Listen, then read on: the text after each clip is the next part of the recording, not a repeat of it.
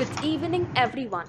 Today, on the occasion of National Science Day, we, the students of East Calcutta Girls College, would like to present a brief discussion on plastics, a road to sustainable future or another pandemic. This presentation is prepared by students of departments of Physics, Zoology, Geography, and Botany. In this presentation, we analyze the challenges faced in quest of sustainability by focusing on the plastic industry.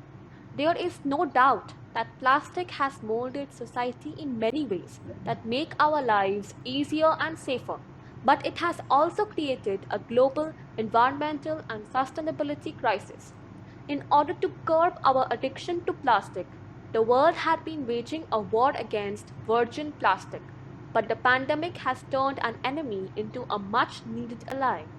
How can we leverage the advantages of plastic without contributing to the world's environmental crisis? This dilemma is the burning problem of today's community. This presentation is divided into four broad sections. What are plastics? How plastics are contributing to the global pollution?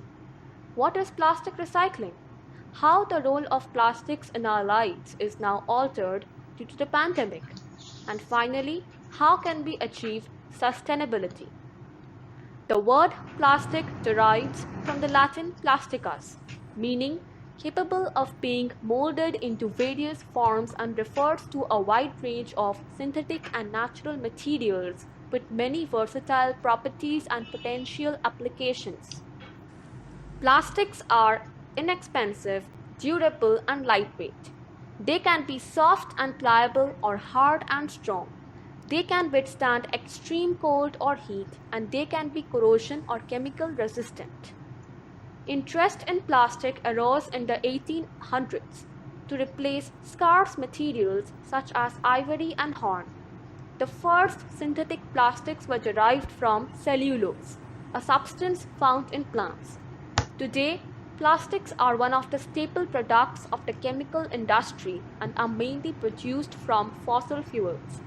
Global production is constantly increasing, and China is by far the world's largest producer.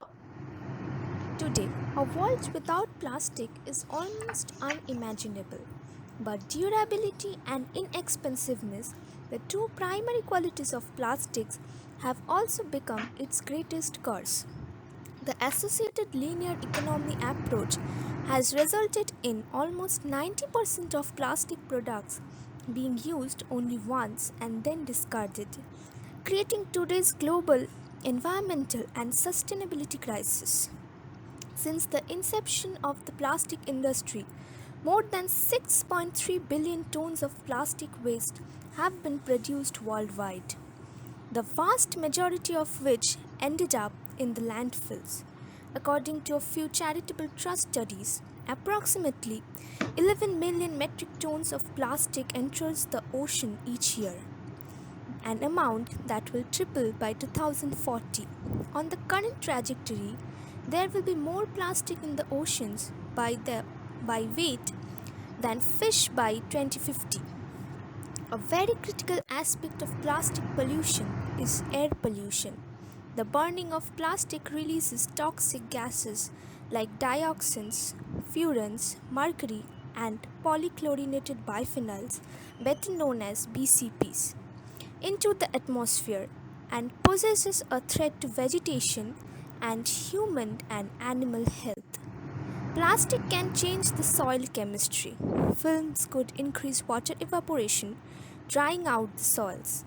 Plastic surfaces could allow toxic substances to accumulate in ways that they couldn't in organic soils. This leads to the massive changes in plant growth. Scientists have found plastic fragments in literally hundreds of species, including 86% of all sea turtle species, 48% of all seabird species, and 43% of all mammal species. Ingesting these fragments is often fatal. When animal ingests plastic waste, it can block their digestive tracts. As a result, they starve. Toxic chemicals in plastic can harm animals' health, and people can ingest these chemicals as they make their way up to the food chain. These animals often get stuck in plastic, endangering their lives. Once in the ocean, microplastics can commonly be mistaken for planktons and are ingested by marine life, leading to choking, starvation, and propagation along the food chain. In order to understand the life cycle of plastics, it is important to remember that not all plastics are equal. Plastics not only have different chemical and physical properties but also have different utilization lives. From an economic point of view, recycling is dictated by market demand, price, and regulatory considerations and involve all stakeholders along the value chain. Consumers play a critical role since the way plastic products are used and disposed of has a significant impact on their quality and value post use. Today, the mechanical recycling or chop and wash is the only widely adopted technology for the large scale treatment of plastic solid waste. Alternative approach to mechanical recycling includes chemical recycling and incineration.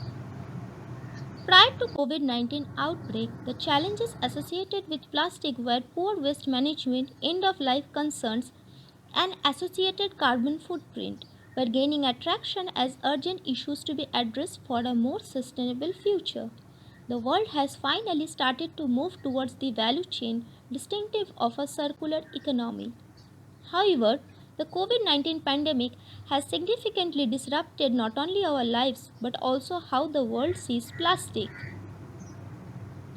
As the COVID 19 spread across the globe, healthcare workers rely on PPEs such as face masks, gloves, gowns, goggles, and face shields. At global level, the World Health Organization estimates 89 million surgical masks, 76 million gloves, and 1.6 million goggles will be required to respond to the COVID 19 crisis each month, and that to meet this demand manufacturing capacity will need to increase by 40%. But why is this relevant to the plastic industry? Because PPEs are mainly made up of plastic. Demand for personal protective equipment, PPE, safety screen, single use plastic products are skyrocketed. This dynamic has given the plastic a new life, but if the associated environmental challenges are not properly addressed, the world will be facing a new pandemic called a plastic pandemic.